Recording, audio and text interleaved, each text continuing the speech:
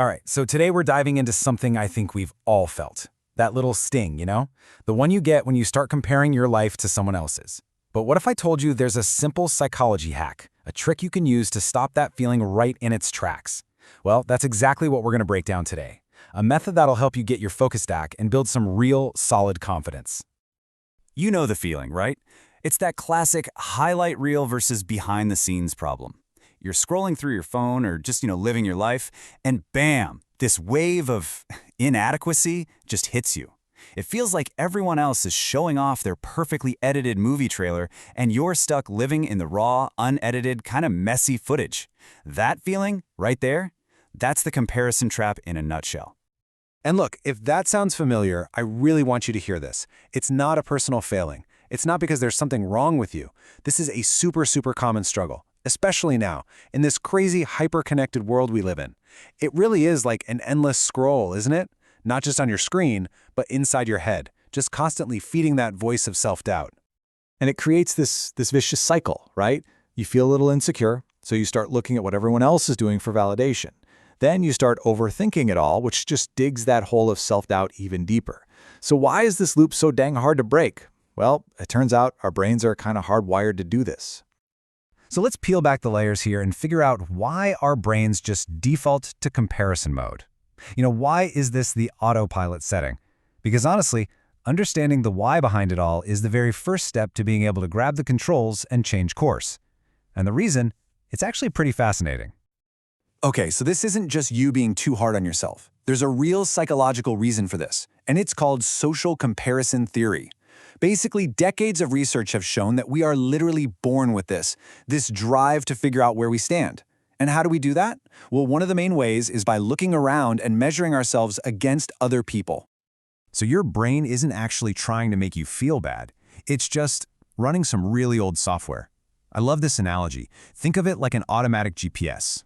It's constantly scanning the people around you, their jobs, their vacations, their relationships, to try and figure out your location. You are here. The only problem is this GPS is kind of buggy. It often sends us down a one-way street to feeling awful. So the big question is, how do we manually reroute? All right, so we've talked about the why. Now for the good part, the how. This is the simple, powerful, in-the-moment trick you can use the very next time you feel that comparison anxiety starting to creep in. And it's a super simple 3-step process. Okay, step 1, just notice the feeling. That's it. No judgment, no beating yourself up. Just notice it's there. Step 2, acknowledge it. Just say to yourself, oh, okay, there's that comparing thing again. Just labeling it like that creates a little bit of space. And finally, step 3, redirect. Actively shift your focus back to you. Ask yourself, okay, what's one small thing I can do for my own journey right now? Now, when you start doing this tiny little mind shift, over and over again, something really powerful starts to happen.